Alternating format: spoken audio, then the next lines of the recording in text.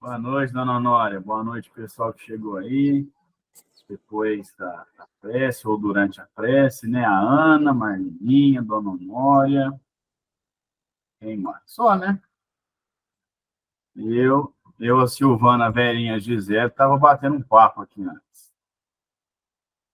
Então, boa noite a todos e todas, meus amigos e minhas amigas do Grupo Espírita Luz e Amor. Mais uma segunda-feira, nos reunimos para o estudo do livro O Espiritismo em sua expressão mais simples. Nós já estamos no finalzinho do livro, né? Alguns chamam esse livro de Epúsculo, agora não lembro se é Epúsculo, se é Opúsculo, acho que é Opúsculo, né? De Kardec, que são livretos, né? Livros pequenos, Kardec publicou com intuitos próprios. E esse livro, Espiritismo em sua expressão mais simples, como a gente já estudou, tem o objetivo de divulgar a doutrina espírita de uma maneira mais abrangente do que as obras, nós chamamos de obras básicas, estavam fazendo. Porque esse livro ele é resumido, é um livro mais direto, né, traz o histórico do espiritismo, né, Kardec chama de resumo. Então, o histórico do espiritismo, perdão, o nome é esse mesmo, histórico do espiritismo, de uma maneira resumida. Depois ele traz o resumo do ensinamento dos espíritos. E a terceira parte que nós estamos terminando, as máximas extraídas do ensinamento dos espíritos. Então, Kardec busca com esse livro trazer uma leitura mais rápida e geral para aquele que não conhece o espiritismo, para que depois a pessoa se aprofunda, né, caso que se aprofunda no estudo. E também, ele também, como já foi dito aqui, né, em algumas passagens da Revista Espírita, ele deixa claro que esse livro ele buscou também barateá-lo, né, com que ele fosse financeiramente mais barato, porque na época as publicações eram mais caras, né? Então era difícil, né, talvez para a grande parte da população ter, por exemplo, todas as obras básicas, né? Bem verdade que na primeira publicação nem existia todas as obras básicas, né? Mas assim, seria mais caro ir colecionando as obras de Kardec. Então, adquirindo esse livro por um preço muito barato, a pessoa poderia ter ali um geralzão, um resumo, né, de toda a doutrina. Então, nós já passamos pelo histórico do Espiritismo, já passamos pelo resumo da doutrina espírita, e agora vamos entrar na máxima. Estamos terminando as máximas extraídas do ensinamento dos Espíritos, né? Nós estamos no item 51. Eu vou compartilhar minha tela com vocês.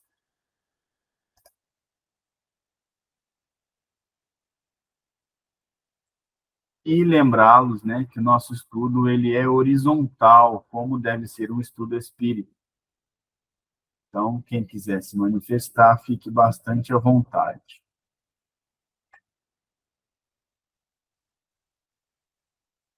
Muito bem. Na semana passada, Kardec falava para nós sobre a prece, né?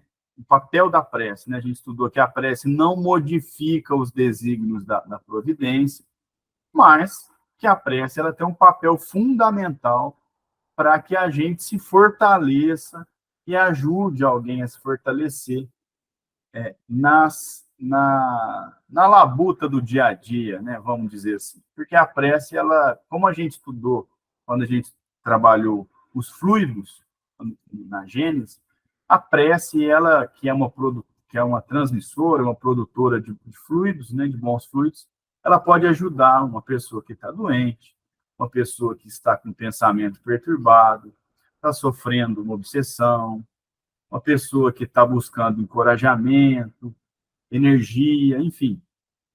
A prece, ela não vai mudar os desígnios de Deus.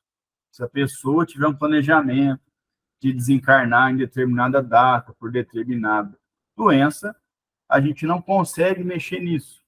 Mas a gente pode, então, através da prece, buscar confortar a pessoa, os parentes, os espíritos que estão do outro lado, os espíritos afins, para que eles também se acalmem, né? Aqueles espíritos que ainda não são evoluídos, mas que estão ali por perto daquela pessoa doente. A gente pode fazer isso. Então, a gente não muda a providência divina, mas a gente consegue nos ajudar a trabalhar os fluidos a partir da prece.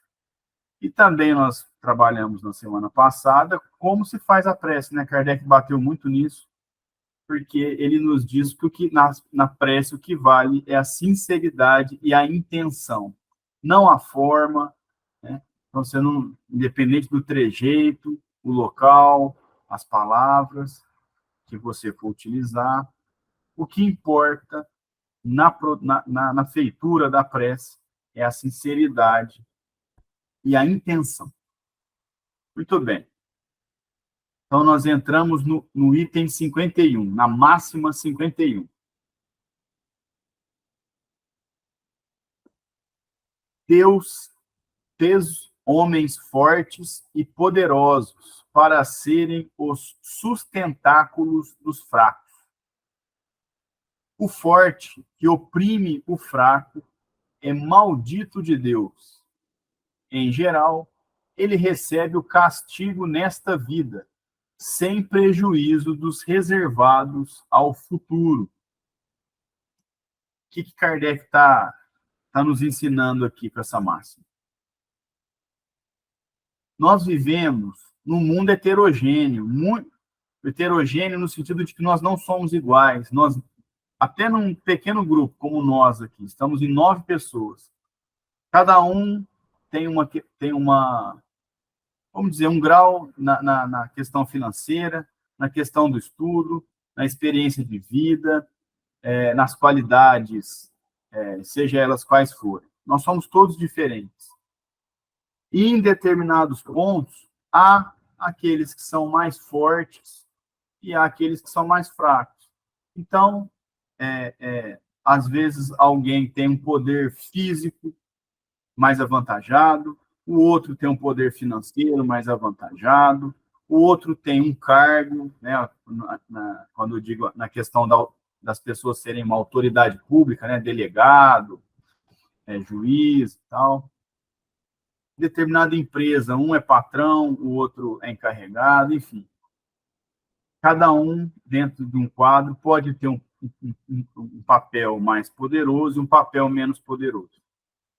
E isso nos traz o ensinamento de que os fortes devem ser o sustentáculo dos fracos. O que isso significa? Nas diversas reencarnações que nós temos, nós passamos por experiências diferentes. E, vez ou outra, nós estaremos passando por uma experiência que nos coloca em posição de fragilidade. Isso é necessário para o nosso aprendizado. E aquele que está numa posição superior, ele está naquela posição para ajudar os que estão na posição mais fraca. Essa é a lógica divina.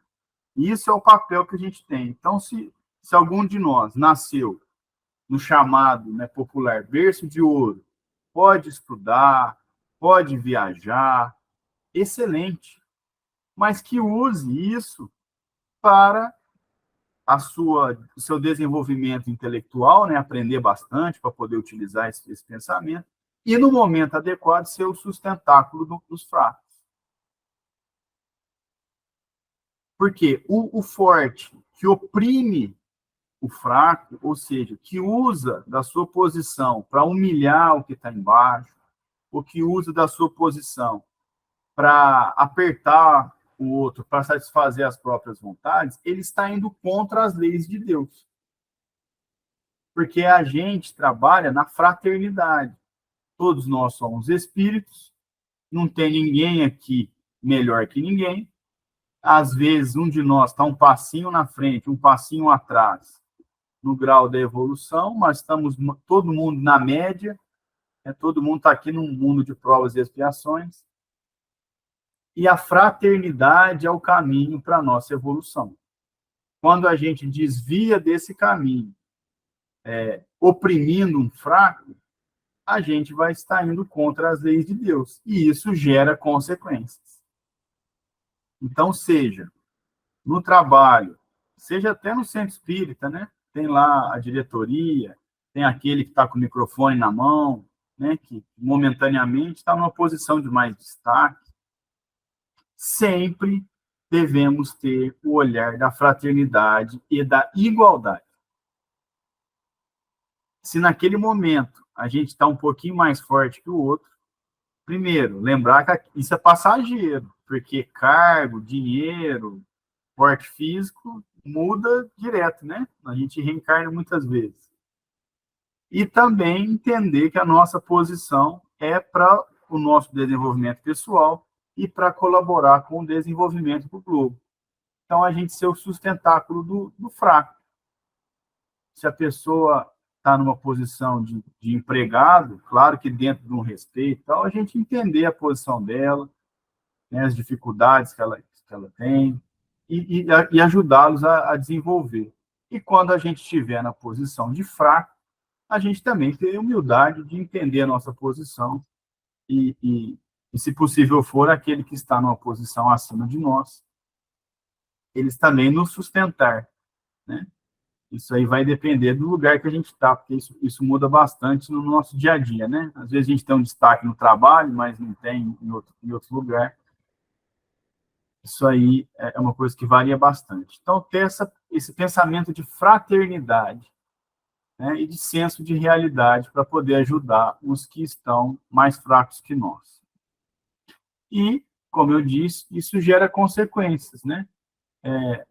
Se a gente tiver ali, por exemplo, numa empresa, um empregado, e a gente oprimi-lo, maltratá-lo, nós estamos gerando problemas mais para frente, né? Nós vamos ter que reparar isso, nós vamos passar por, se for preciso, vamos passar por experiências parecidas para a gente aprender aquilo ali, né? Então, isso aí gera as consequências para nós. Muito bem.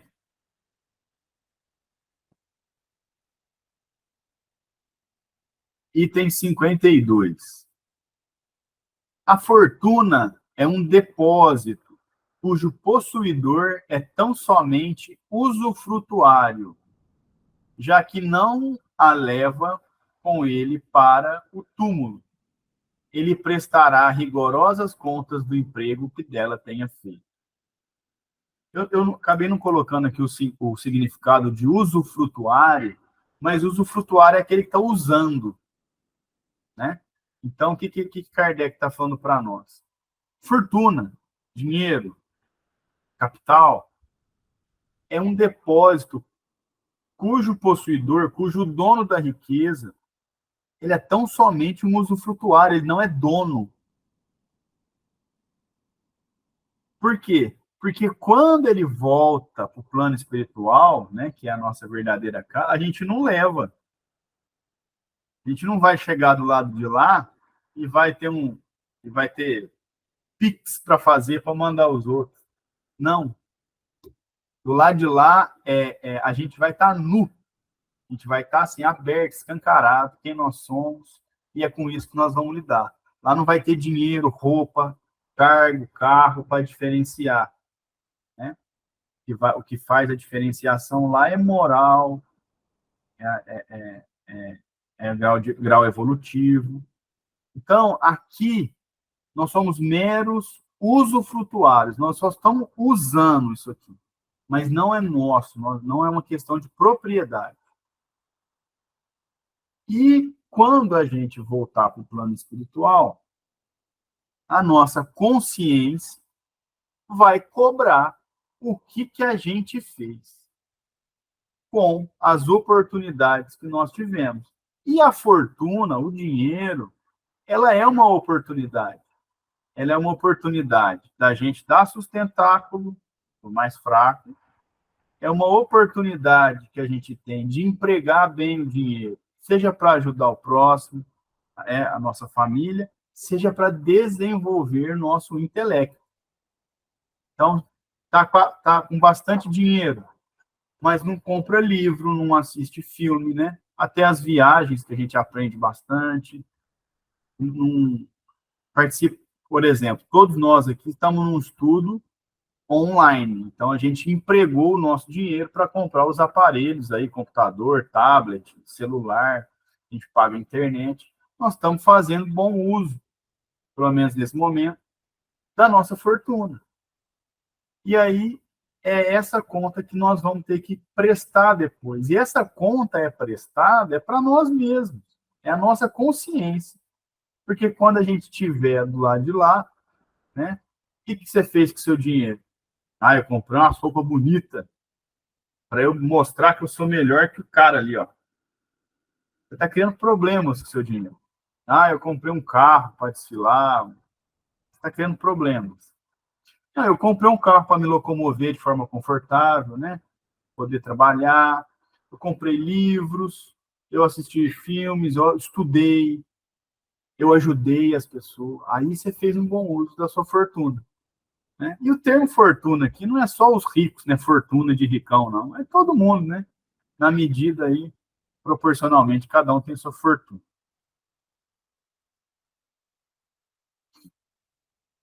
Muito bem.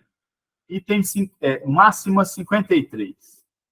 A fortuna é uma prova mais arriscada que a miséria, porque é uma tentação para o abuso e os excessos, e porque é mais fácil ser moderado que ser resignado. Essa máxima, eu não me lembro de cabeça, se alguém lembrar, pode falar aí. Aonde que está essa máxima na doutrina? Qual livro? Se é no livro dos Espíritos, no Evangelho? Tem aquela passagem, né, que fala que é mais fácil um camelo passar por um buraco de uma agulha do que um rico entrar no reino de Deus. Eu não me lembro bem qual que é a passagem, mas quando eu estudei a primeira vez, também não lembro aonde, isso mexeu muito comigo. Porque eu sempre tive a impressão de que a pessoa mais humilde, né, de dinheiro, ela tinha muitas dificuldades na vida, e tem mesmo, né? Mas eu comecei a ver com outros olhos aquele que tem bens. E eu comecei a enxergar uma tristeza muito grande em muitas pessoas que eu considerava felizes. Eu comecei a ver que elas, muitas delas, né, se perdiam no dinheiro. E aí eu comecei a observar muito isso. Então, eu comecei a observar muito, até ler reportagem quando a gente tem suicídios de pessoas famosas, atores famosos, músicos. E eu comecei a ver que muitas vezes as pessoas não sabiam o que fazer com excesso de dinheiro e achavam que tinham que comprar cada vez coisas maiores e se perderam. Então, eu confesso que até comecei a ficar com medo do dinheiro. Assim. Eu falo, nossa, se um dia eu vier a ganhar muito dinheiro, será que vale a pena? Será que vale a pena ganhar na loteria? E, de repente, você ter 300 milhões na conta? O que eu vou fazer com isso? Será que eu não vou me perder também? Porque é uma tentação muito grande. Por isso que ele diz, ó, é uma tentação para o abuso e os excessos. Imagina, com muito dinheiro, nossa, eu vou viajar de novo, vou comprar isso, vou comprar aquilo. Será que eu não vou deixar para trás meus compromissos, né, o estudo, os compromissos que eu tenho com a minha família? Será? Né? Porque é mais difícil ser moderado do que resignado. O que significa? É muito mais difícil você ter e não se perder, você ser moderado, do que você ser resignado. Oh, eu não vou viajar porque eu não tenho nem dinheiro para ir. Então, você acaba aceitando. Né? Eu nem tenho dinheiro para me perder.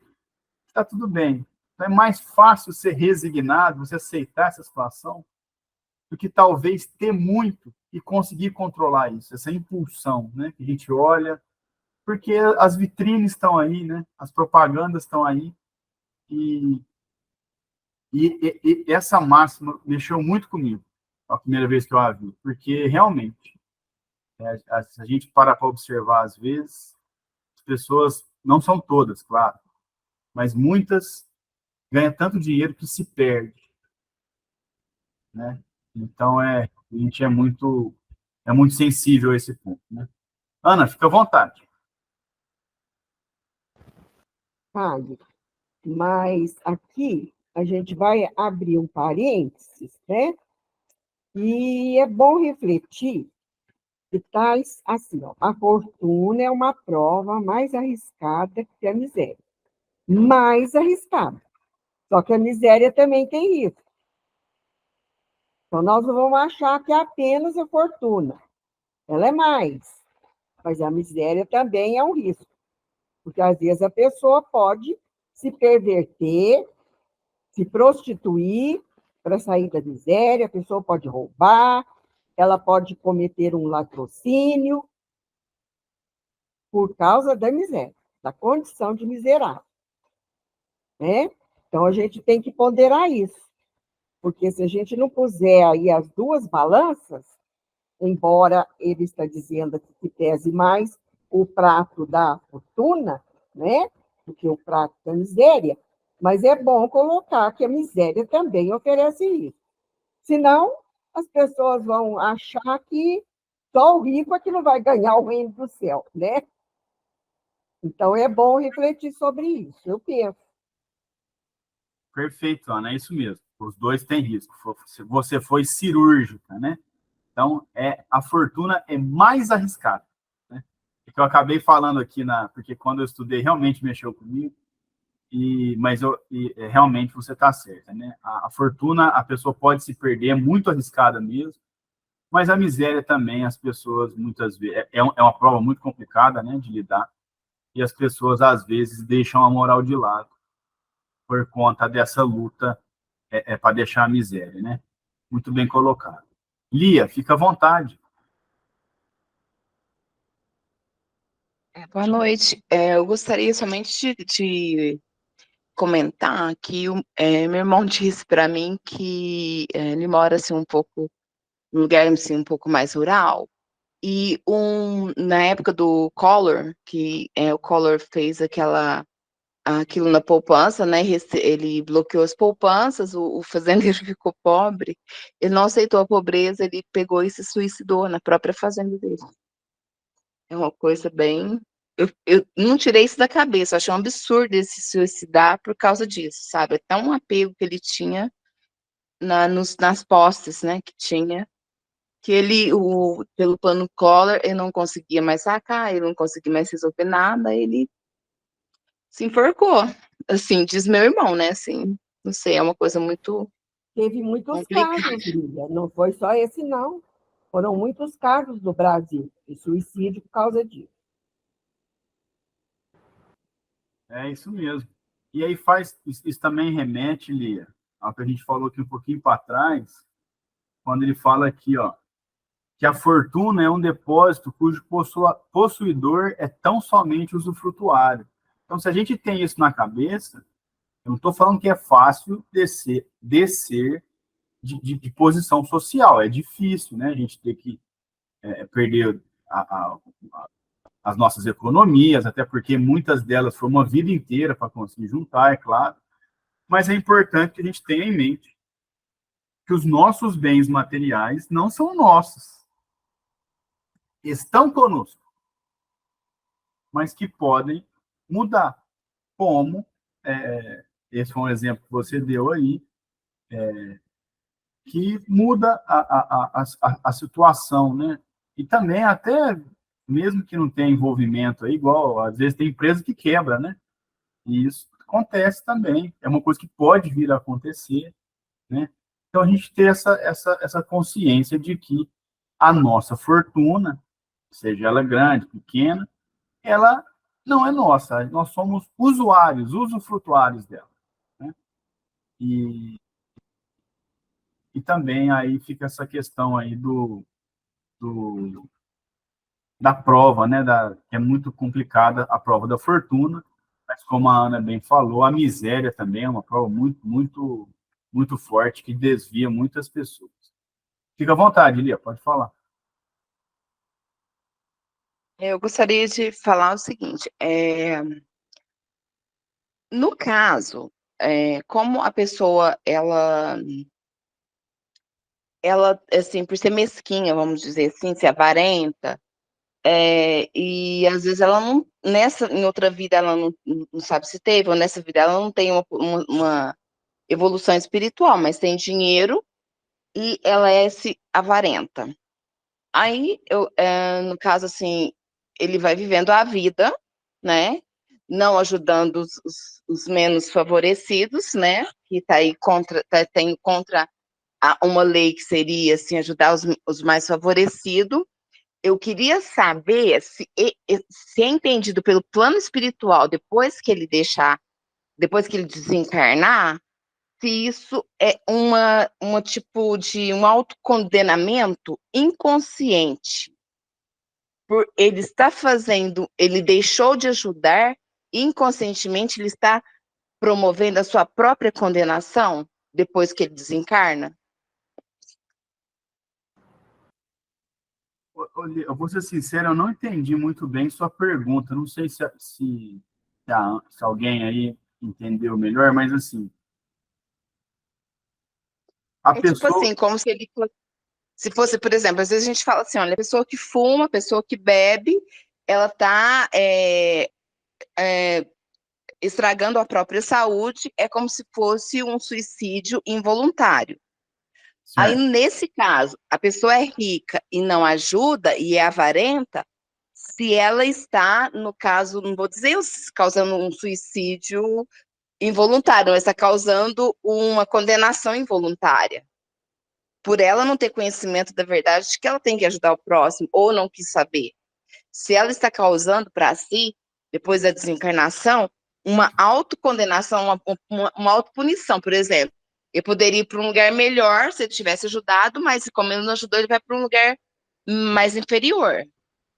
Entendi. Eu queria saber se seria desse jeito, porque, no caso, a pessoa não tem noção do que ela, ou às vezes até tem, né? Mas prefere continuar sendo mesquinho, não ajudando os outros. Se ela está causando para si a própria, o próprio rumo do destino dela depois da desencarnação. Se Uhum. ela vai para um lugar melhor ou pior, porque ela deixou de ajudar o próximo. Então, eu vou dar minha opinião e é óbvio que está aberto para qualquer um também, quiser falar, fica à vontade. Qualquer, qualquer ato nosso, qualquer vertente nossa na vida, ela vai influenciar no nosso futuro. Seja na questão da pessoa ser egoísta, seja na questão da pessoa ser vaidosa, ser sensual em excesso, se ela é agressiva, preconceituosa. Então, se a pessoa ela não lapida, se ela não melhora num quesito que ela veio para melhorar, ela tem que passar por uma outra experiência para ela poder melhorar esse ponto. Então, se uma pessoa é muito avarenta, né, muito pão duro, e não ajuda os outros, que ele teria condições, né, que ele teria uma programação para ajudar, essa pessoa vai ter que resolver isso mais cedo ou mais tarde, seja pelo amor, seja pela dor. Agora, não é, eu acredito que não seja possível a gente determinar o que vai acontecer com ela. Né? Falar assim, o Caio foi avarento, então vai acontecer isso. Isso eu acredito que não. Porque a gente não tem condição de fazer essa análise. A gente não sabe a história. Né? Vou te dar um exemplo. Tem muita gente que na infância passou necessidade. E mesmo ganhando muito dinheiro, tem dificuldade de gastar porque já passou muita necessidade. Então, às vezes a gente olha e fala, nossa, que cara, ele é pão duro. Na verdade, não é que ele é pão duro, é que é um trauma que ele traz da infância, essa dificuldade de gastar dinheiro. Né? Então, assim, repito, eu acho que a gente não consegue fazer essa análise. Mas todo defeito nosso vai ser lapidado. Se a gente tem esse defeito, né, do egoísmo, nós vamos ter que lapidá-lo. nós vamos voltar para o plano espiritual, e aí a gente vai ter que melhorar de alguma forma. Seja passando por uma experiência dolorosa, seja tendo uma oportunidade um pouco melhor, talvez numa outra possibilidade a gente consiga resolver esse defeito, né? Eu, pelo menos, penso assim. Se alguém quiser também falar, a Gisele escreveu assim, eu penso, a consciência fala sempre, mais cedo ou mais tarde, né? Se alguém quiser se manifestar também, dar uma resposta para a Lia, pode ficar à vontade. Ou se a Lia quiser falar também. Ô, Caio, vou dar uma palavrinha. As nossas experiências, todas elas aqui, é para o nosso aprendizado, né? Todas elas, todas. Familiar, profissional, da pobreza, da riqueza, tudo é para o nosso aprendizado. E é evidente, no caso em questão que nós estamos estudando, não é que a pessoa vai para um bom ou mau lugar, isso eu acho que não está em jogo. O que está em jogo é o que eu aprendi ou a oportunidade que eu deixei passar e não aprendi. Então, se eu passo pela experiência da miséria, que são as duas coisas extremas, eu acho, a miséria e a riqueza, né? A riqueza da fartura mesmo. Eu tenho que aprender. Ou, se na riqueza eu não entendo que eu preciso usar também em benefício de uma sociedade, não é sair dando dinheiro esmola, não é isso, não. Isso aí vai me desculpar, mas não. E tanto na miséria, eu também tenho que aprender algumas coisas. E igual a Ana Luísa falou, não vou sair pelo latrocínio ou pelo roubo, enfim. Agora, é evidente que a sociedade em que nós vivemos, pelo menos aqui, ela é extremamente de extremos, né? Ela é extremamente de extremo. Olha a construção. Ela nos dá esse desafio, né? E que nós temos que aprender. As duas coisas não são fáceis, penso eu, que eu não estou em nenhum desses dois lugares. Eu não estou na gangorra, não. Nem uma hora lá em cima, nem uma hora lá embaixo. Para minha alegria, eu estou no meio. Então, está mais fácil.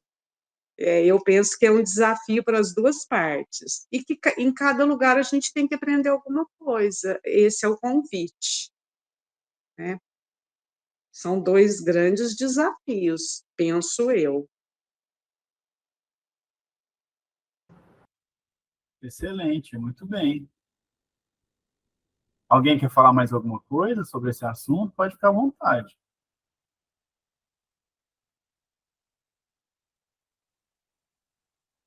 Não? Então tá. Mas é isso aí, muito bem. Acho que a gente conseguiu construir uma ideia muito boa, obviamente, a partir de Kardec, né? Bom, item 54, ou máxima 54. O ambicioso que triunfa e o rico que se sustenta de prazeres materiais são mais de se lamentar que de se invejar, pois é preciso ter em conta o retorno. O Espiritismo, pelos terríveis exemplos dos que viveram e que vêm revelar sua sorte, mostra a verdade desta afirmação do Cristo. Aquele que se eleva será rebaixado, e aquele que se abaixa será elevado. Então, é mais ou menos nessa toada que nós estamos discutindo, né? Então, o ambicioso que triunfa, quem que é? É aquele que queria muito e conseguiu. Então, eu queria tudo para mim, consegui, ambicioso. E o rico, né, aquele que já tem, e que se sustenta dos prazeres materiais, então ele vive dos prazeres materiais, fica por conta dos prazeres materiais, são mais de se lamentar que de se invejar. Porque devido ao nosso pequeno grau de evolução, a gente, no geral, acaba, muitas vezes, tendo inveja daquele que tem muito, né? Então, assim, especialmente hoje, com as redes sociais, a gente olha e fala, nossa, mas olha lá, ó, o fulano aqui, um restaurante chiquérrimo, comendo um prato todo bonito, né? A gente não sabe o que está por trás daquilo. Então, quando a pessoa está vivendo de prazeres materiais, é mais de se lamentar do que se invejar. Por quê? Porque ela está perdida. Ela se perdeu nos prazeres materiais. Ela perdeu o sentido da vida. E que muitas vezes ocasiona em suicídios, como eu disse, né? Quando mexeu comigo essa lição, eu lembro que na época teve um ator de Hollywood, eu não me lembro o nome dele, mas ele é o protagonista do filme Patch Adams, famosíssimo, que eu sou ruim de nome, né? E ele era um ator muito consagrado e suicidou, e tirou a própria vida. Ele se perdeu, né? Ele não tinha mais na cabeça dele, né, erroneamente, sentido a vida dele. E também ouvi muitos outros relatos também de artistas e que ganharam muito dinheiro e que falavam isso também. Ó, perdeu a graça. Tudo que eu queria era só pedir que estava pronto. Então, aquela movimentação da vida eu perdi. Então, um deles, eu vou falar o nome porque ele deu uma entrevista falando isso, é o Whindersson Nunes, é um youtuber que ganhou muito dinheiro, e ele falou, eu entrei em depressão porque a vida perdeu o sentido. Porque tudo que eu queria era só pedir que em 5 minutos estava na minha frente por conta do meu dinheiro. Então, ele se perdeu, agora parece que se reconstruiu, enfim, mas se perdeu nos prazeres materiais, né? Então, é de se lamentar, ao invés de se invejar. E também é importante ressaltar, não é todo mundo que tem dinheiro que é assim, mas aqueles que se perdem nos prazeres materiais, né? A gente sabe que tem pessoas muito bem de vida e que são grandes trabalhadores para a sociedade, né? Inclusive que no nosso meio espírita tem palestrante aí que tem uma vida muito, muito boa financeiramente, mas não deixa de trabalhar, de dar suas palestras, né, de fortalecer e contribuir com o desenvolvimento da sociedade, como a Marleninha bem disse. E aí, qual que é o papel do espiritismo nisso? Ora, é através das comunicações dos desencarnados que a gente descobre o que acontece. Não é assim? Que a gente, às vezes, nas nossas comunicações, nas nossas reuniões de socorro, nas nossas reuniões de desobsessão, a gente escuta uma pessoa dizer, nossa, fiquei por conta aqui da minha fazenda e do dinheiro e tal, chegou do lado de cá, não tem nada, o povo já vendeu minhas terras tudo, a pessoa se perde, né? Então, a gente sabe o que acontece com aquele que só se preocupa com os bens materiais. Se você está muito preocupado só com seus bens materiais, com a sua beleza física, a hora que você desencarnar, você perde tudo no estalar de dedo. Agora, se você se dedica, claro, tem que se dedicar aos bens materiais, nós vivemos num mundo material, mas você também se dedica a entender a vida, a felicidade alheia. Quando você desencarnar, você vai sentir um baque, né, de perder algumas coisas, mas os outros interesses que você tinha continuam, porque no plano espiritual a gente vai continuar estudando, trabalhando, se preocupando com a sociedade. Então, o materialista, ele perde tudo do dia para a noite. O espiritualista, não. Ele continua vivendo bem. Então, ele não tem essa cobrança muito grande, né? E aí a afirmação do Cristo, aquele que se eleva será rebaixado. Qual que é aquele que se eleva? É aquele que se eleva nesse sentido, do materialismo. E aquele que se abaixa será elevado. Então, tem muita gente que tem muito dinheiro, mas que ela se abaixa. Ela frequenta os mesmos lugares que os demais, até esconde, né? Para ficar num patamar de igualdade da sua riqueza. Não faz uso dela para se sobrepor, né? Então, é nesse sentido que Cristo deu essa lição. É aquele que é humilde. Esse é o verdadeiro humilde. O verdadeiro humilde é aquele que se coloca no seu lugar, né? No mesmo lugar dos demais, independentemente da sua situação. Né? Entende todos nesse olhar fraternal de igualdade. Muito bem.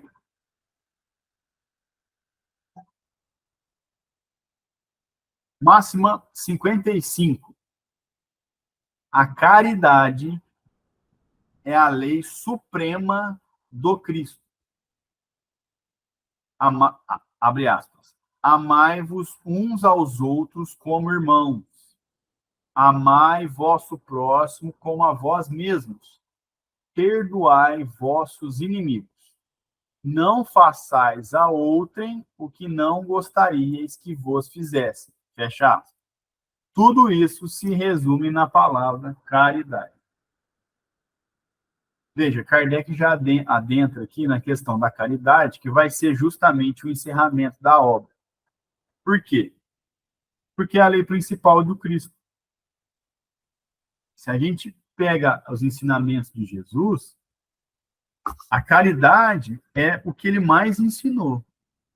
Então, vamos tentar lembrar o que a gente estudou lá na Gênesis. Não se podia trabalhar de sábado. No entendimento daquela época e de alguns ainda hoje. Mas o que Jesus fez? Falou, eu vou trabalhar. Porque eu vou ajudar quem precisa, seja o dia que for. Caridade.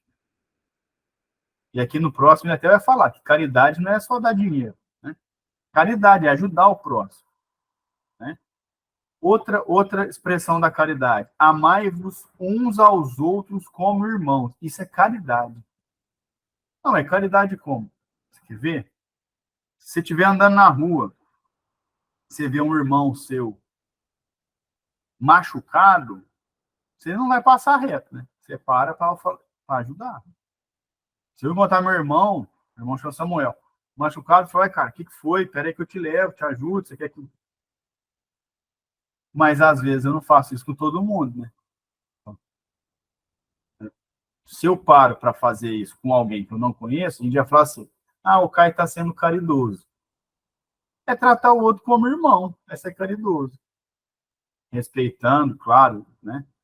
A intimidade do próximo, a gente tem essa possibilidade. Então, amai vosso próximo como a vós mesmo. Então, se meu colega de trabalho está num dia ruim, né? Está com problema pessoal, e está ríspido comigo,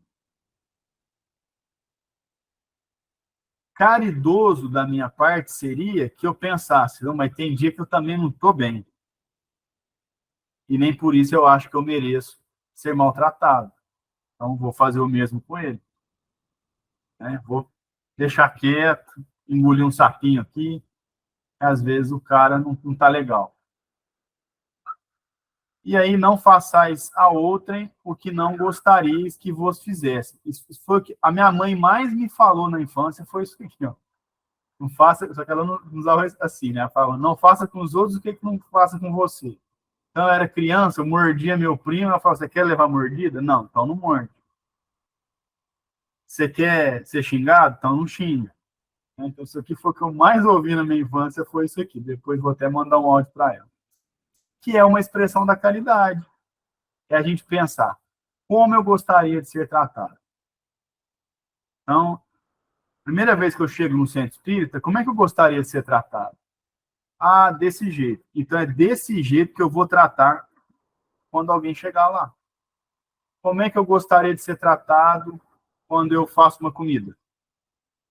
É do jeito que eu vou tratar quando alguém fizer uma comida para mim. E por aí vai. É a gente ter a empatia. E essa é a base da fraternidade, entender o outro como um igual. E a caridade está nessa expressão. E não só na expressão que às vezes a gente usa da questão da doação, né, de roupa, de dinheiro e tal. Mais ou menos por aí. Lia, fica à vontade. Eu queria falar que eu entendo assim também como caridade que eu vejo que é visto, falado pouco isso, é você dar o seu ouvido, você dá o seu tempo. Não é só em dinheiro, mas você dá o seu tempo de ouvir uma pessoa, desabafar. Então, é uma caridade da sua parte estar ali doando o seu tempo para ouvir uma pessoa desabafar. Se a pessoa está numa depressão, se a pessoa está meio eufórica, você consegue. Ela vai desabafando e aquilo ali daqui a pouco. Você vai pensando pensamento positivo, que às vezes a pessoa não está conseguindo, né? Aí, de repente, você pensa em Deus, pensa que os anjos vêm ajudar aquela pessoa, daqui a pouco aquela pessoa já. Isso já aconteceu comigo, daqui a pouco a pessoa já está bem, sabe? Então, a caridade, sem precisar de você dar dinheiro, sem precisar de você dar um alimento, por exemplo. É um outro tipo de caridade que eu vejo que é pouco dito, né? E eu entendi, assim, que quando você estava falando de todos esses detalhes dessa base, eu percebi que quando você deixa de ter essa base, colocar essa base na tua vida e ela seja um alicerce da tua vida realmente, esse lado de colocar-se no lugar do outro, você dá brecha para os obsessores chegar. Eu entendo dessa forma. É isso aí. A caridade ela pode se expressar de várias maneiras, né? Inclusive, e talvez seja uma das mais difíceis, é dar o ombro, né? Dar o ombro para a pessoa que está precisando ali, é ouvir. Então, isso também é uma expressão de que a caridade ela pode ser praticada por qualquer pessoa, não só por aquele que tem condição de dar um dinheiro, dar uma roupa. Porque, especialmente, a caridade é justamente o que você disse, né? Você dá atenção, você dá apoio, né? Do mesmo jeito que a gente gostaria de ser apoiado. Claro que a gente precisa de apoio, né? Não, pô, não estou bem, vou ligar para os meus amigos, para os meus parentes, que eu estou precisando de apoio. E é a mesma coisa a gente também apoiar quando alguém precisar, né? Doar o nosso tempo, doar o nosso ouvido. Isso também é uma expressão de caridade e digo que é mais difícil do que dar o dinheiro que está sobrando, né? É muito mais difícil eu ter que ouvir a pessoa, aconselhar, né? Fazer uma prece. Né? A caridade ela tem várias formas de expressão mesmo. Bom, acho que vai dar tempo aqui na máxima 56, se ficar pela metade a gente retoma. Então, item 56. A caridade não está só na esmola, pois há a caridade em pensamentos, em palavras e em ações. É caridoso por pensamentos aquele que é indulgente. Indulgente é aquele que tem disposição para desculpar, perdoar. Então, é caridoso por pensamentos aquele que é indulgente para com as faltas do próximo, caridoso por palavras, o que nada diz que possa prejudicar seu próximo, caridoso por ações, quem assiste seu próximo na medida de suas forças. Assistir aqui no sentido de ajudar. Então, é justamente isso aí que a Lia também pontuou, né? A caridade não está só na esmola, mas a caridade em pensamento. Pô, mas em pensamento, às vezes a gente está assim num lugar, eu até falei outro dia com uma pessoa, falei assim, ó, eu considero até mandar piada, se a piada não for maldosa, claro, um ato de expressão de amor. Porque você vê uma piadinha boa, você fala assim, nossa, sabe quem vai gostar disso aqui? A Marleninha vai achar graça. Você está pensando na pessoa e querendo fazê-la sorrir durante o dia. Isso é uma expressão de amor, uma expressão de caridade. Quando a gente expressa as palavras, né, em ações, então ela pode ser em pensamento, em palavras e em ações. O indulgente é caridoso, porque é aquele que perdoa. Então, às vezes, como eu dei o exemplo aqui no trabalho, a pessoa é ríspida, você fala, ó, vou nem responder, deixa ele quieto aí, amanhã eu puxo um assunto aqui, vamos ver se não melhora. Caridade. Caridade por palavras é aquele também que pode ser até uma caridade por omissão, vamos dizer assim. É num bate-boca alguém te xingar, você não xinga de volta. Já é um ato de caridade. Fica quieto. Não coloca esse problema, não aumenta esse problema. Né? E também aquele que dá a palavra de apoio. Às vezes a pessoa vem e fala, nossa, ó, tá difícil, tá? Entender, olha, tá difícil mesmo. Né? Tenta falar uma coisa boa, né? Não alimentar aquele ódio, né? Às vezes a pessoa vem contar um ódio, tá falando, é mesmo. Não.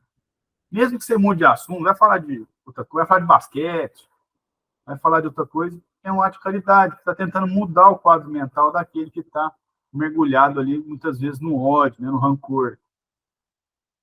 E caridoso por ações, aquele que assiste o próximo. Né? Então, tem uma pessoa que está doente, ou uma pessoa que está com problema, você vai lá, vai lá visitar, ou leva alguma coisa, bate um papo, manda uma piadinha também, por que não?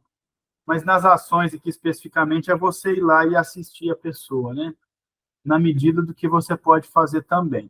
Não é justo, não é correto a gente se martirizar por próximo. A gente tem que estar bem, tem que estar estruturado, até para poder praticar a caridade.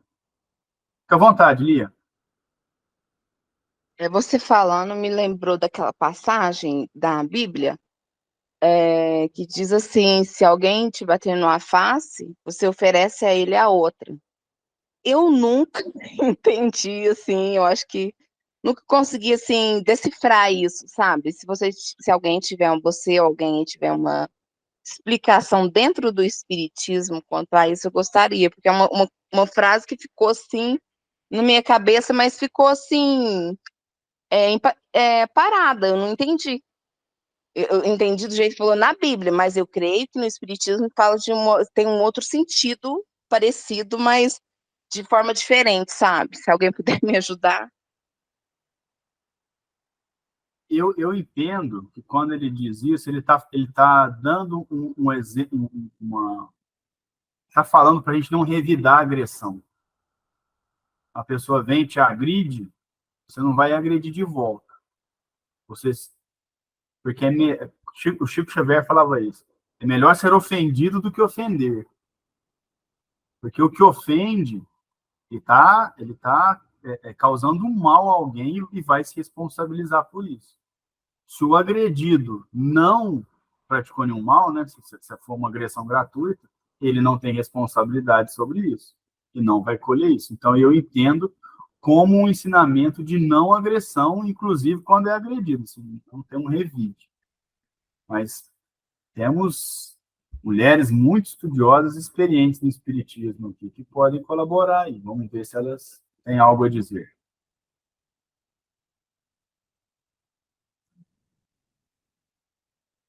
Ninguém?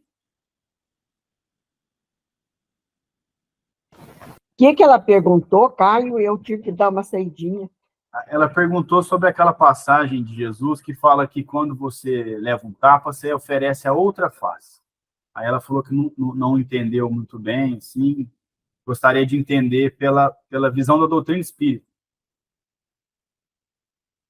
Eu penso que você explicou muito bem. Esse oferecer outra face é justamente não revidar, pagar o mal com o bem. Se ela lhe fez mal, faça um bem. Né? É isso que é o significado de oferecer a outra face. É você não, acho que você explicou direitinho aí, eu peguei no finalzinho.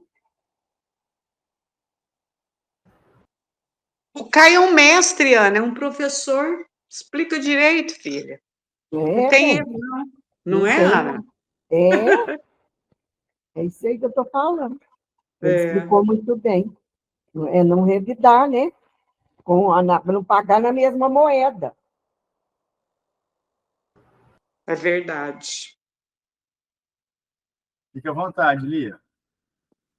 E aí eu queria saber de vocês o seguinte, já que vamos dizer assim, os inimigos reencarnam na mesma família. Quando você sabe, como você sabe, sabendo disso, você vai, quando a gente tem esse entendimento, a gente vai amenizando aquela situação, por saber que se trata de um inimigo do passado. E o que dizer, assim, por exemplo, quando a pessoa está em vida ainda, você perdoa a pessoa, ela é perdoada, só que ela desencarnou, a gente sabe que ela não te perdoou.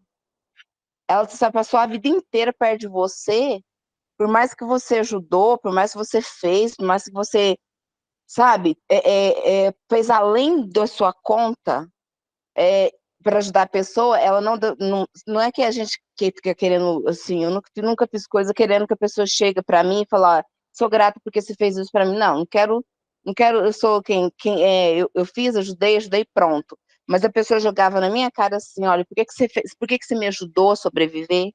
Por que que você cuidou de mim? Por que que você não deixou eu morrer?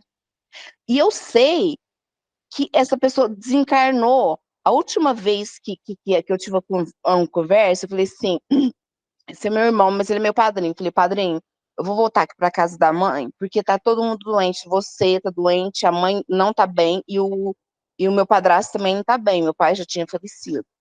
Então, aí eu sei que simplesmente ele falou para mim assim: se você voltar aqui, eu te pego. Se você voltar aqui, eu te mato. Aí eu comecei a ficar com medo, mãe, tô com medo de ir em casa, ir na casa da senhora, porque o padrinho mora aí, morava com a minha mãe, né?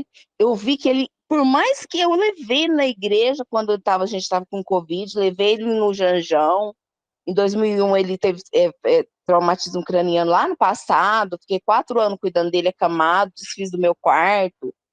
Ficou só, sabe, trabalhava em 2 serviços e ainda cuidava dele, eu não tinha tempo nem para mim, nem para nada. Mas, assim, infelizmente, a gente foi na igreja, eu não gosto daquele tipo da igreja, mas eu fui para ajudar ele.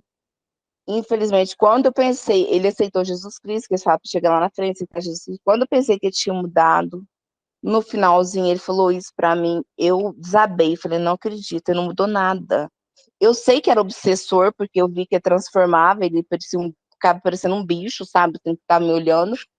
E eu vi, assim, por atrás dele, assim, uma sombra, né? Uma fumaça negra. E a sensação, aquela coisa sensitiva, assim, daquela coisa ruim, daquela coisa negativa. Infelizmente, eu sinto muito, mas eu sei que meu irmão desencarnou sem perdoar a gente, entendeu? Mas a gente perdoou.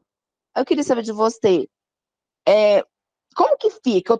Eu e meu irmão, a gente perdoou, meu irmão é da congregação, eu sou espírita, mas a gente foi evoluindo junto.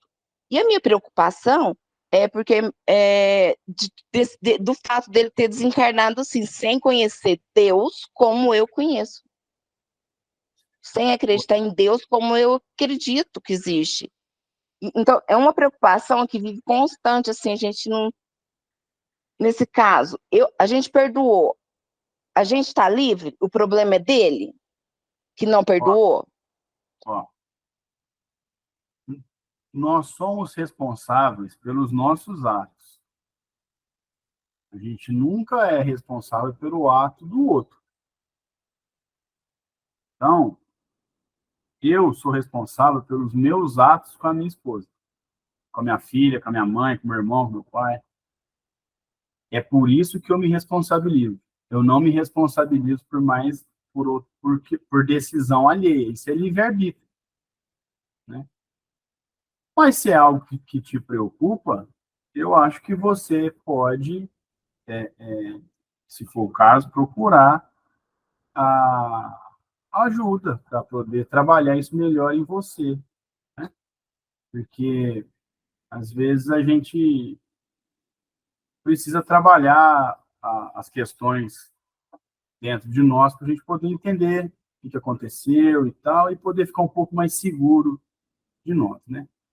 Eu acho que talvez se você, né, se você achar que deve, tal, refletir sobre isso, mas sobre a sua responsabilidade, você é responsável pelo que você fez, pelo que você faz, pelo que você pensa. Ninguém é responsável pela atitude do outro. Nós somos responsáveis pelo que nós fazemos. Só isso. E não devemos temer as dificuldades do outro, porque cada um é responsável pela sua. O que a gente tem que ter é pensamento elevado, trabalhar para corrigir os nossos erros, porque a lei divina ela se aplica dessa maneira. Né? Então, mesmo se a pessoa já desencarnou, se ela não desencarnou, e a gente também, é difícil a gente fazer essa análise do que o outro aprendeu ou não, é uma coisa muito íntima, muito interna, né? Às vezes a pessoa vem em determinadas condições, uma experiência difícil, né? Então, essa análise, assim, eu considero praticamente impossível de ser feita. Mas a gente tem que se preocupar com os nossos atos, com os nossos pensamentos, com os nossos sentimentos. É deles que a gente vai ter que prestar contas. Bom, alguém gostaria de fazer mais algum comentário? Pode ficar à vontade.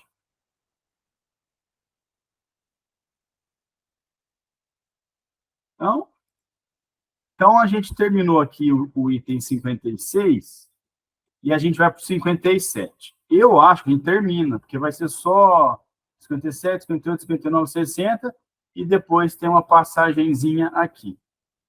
Na semana que vem, nós já começamos, se a gente terminar, o próximo livrinho, que é um livrinho chamado Resumo das Leis dos Fenômenos Espíritas. Mas já fica o alerta de que esse livrinho é tirado da Revista Espírita, de abril de 1964. Então, a gente vai estudar, é excelente também, é como se fosse um resuminho dos fenômenos.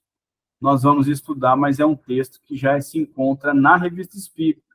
Então, provavelmente, aí, os estudiosos, aí, os frequentadores dos estudos do Luz e Amor, talvez já tenham estudado, mas com certeza nós vamos ter bastante assunto para tratar.